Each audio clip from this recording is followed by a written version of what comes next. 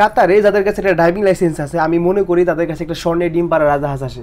কেননা আপনার কাছে যখন একটা লাইসেন্স থাকবে দেন আপনার জন্য ইনকাম করা অনেক সহজ হয়ে যাবে। যেমন কয়েকদিন আগে একটা ভিডিও আপলোড করেছিলাম যে কীভাবে মানুষ ফুড ডেলিভারি করে প্রতি মাসে 2 থেকে 3 লাখ টাকা ইনকাম করতেছে আমাদের কোম্পানিতে। তো যখন আপনার কাছে একটা লাইসেন্স থাকবে আপনি চাইলে খুব সহজে একটা ড্রাইভিং জব করতে পারবেন। আর একটা ড্রাইভিং জব করতে গেলে আপনাকে মিনিমাম কাতারে যদি মার্কেট খারাপও থাকে তারপরে 2500, 3000, 3500 বা 4000 রিয়াল স্যালারি দেবে। এবং আপনি যদি চান কোনো একটা জায়গা থেকে একটা গাড়ি ভাড়া করে নিয়ে আসবেন, দেন আপনি ফুড ডেলিভারিতে কাজ করবেন বা বাইরে ট্রিপ মারবেন, বা আপনাদের কোম্পানি যদি উবার থাকে আপনি উবার চালাবেন, সেই সিস্টেমও করা আছে, সেভাবে আপনি কাজ করতে পারবেন। তো সবই তো বুঝলাম, এবার তাহলে ড্রাইভিং লাইসেন্সটা কীভাবে নেবেন, রাইট? ইয়েস। তো এখন ড্রাইভিং লাইসেন্স নেওয়ার জন্য আপনার যে বিষয়গুলি লক্ষ্য করতে হবে সেটা হলো যে আপনার কাতার আইডিতে আপনার প্রফেশনটা কী, সেখানে কি ড্রাইভার দেওয়া বা সুপারভাইজার দেওয়া বা যে অ্যাকাউন্টেন্ট দেওয়া বা ম্যানেজার দেওয়া, ঠিক আছে? তো এরকম যদি কোনো একটা ভালো পোস্ট থাকে দেন আপনি খুব সহজেই ড্রাইভিং লাইসেন্সের জন্য অ্যাপ্লাই করতে পারবেন। আপনার কোনো পেপার কিছু লাগবে না। বাট যদি এমন হয় যে আপনার পজিশনটা এর থেকে নিচে, তাহলে আপনি কী করবেন, আপনি অবশ্যই আপনার কোম্পানির সাথে কথা বলবেন যে আমি ড্রাইভিং লাইসেন্স নিতে চাই, আমাকে পেপার দেন, তারা আপনাকে পেপার দিয়ে দেবে।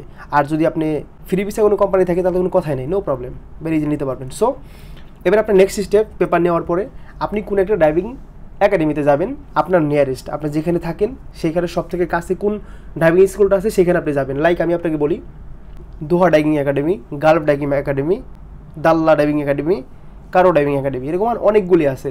তো আপনি যেখানে থাকেন সেখানকার সবথেকে যে কাছের যে ড্রাইভিং স্কুলটা পড়ে আপনি সেইখানে যাবেন, গিয়ে অ্যাডমিশন নেবেন। অ্যাডমিশন নেওয়ার আগে অবশ্যই আপনাকে সিলেক্ট করতে হবে যে আপনি কিসের ড্রাইভিং লাইসেন্স নেবেন, বাইক নেবেন না কার নেবেন। যদি কার নিয়ে থাকেন তাহলে আপনি প্রাইভেট কার নেবেন নাকি বাসের নেবেন, না আপনি ট্রেইলার্সের নেবেন, না আরও বড় কোনো গাড়ি নেবেন। সো এটা আপনাকে সিলেক্ট করতে হবে।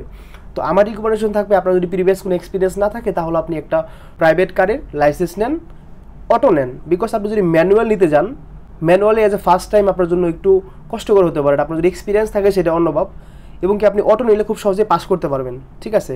যদি আপনি পাস করার পরে যদি আপনার মনে হয় যে আপনি অটো থেকে ম্যানুয়ালি শিফট করতে চান তাহলে 2-250 রিয়াল খরচ করলে আপনি খুব সুন্দরভাবে সেটা চেঞ্জ করতে পারবেন। তো আপনি ড্রাইভিং স্কুলে তারপরে যাবেন, যাওয়ার পরে অ্যাডমিশন নেবেন।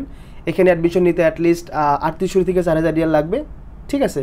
তো অ্যাডমিশন নেওয়ার পর তারা আপনাকে ড্রাইভিং লাইসেন্স শেখাবে, শেখানোর পরে তারপর তারা আপনাকে এক্সাম নেবে, প্রথমে টেস্ট নেবে, তারপরে ফাইনাল নেবে।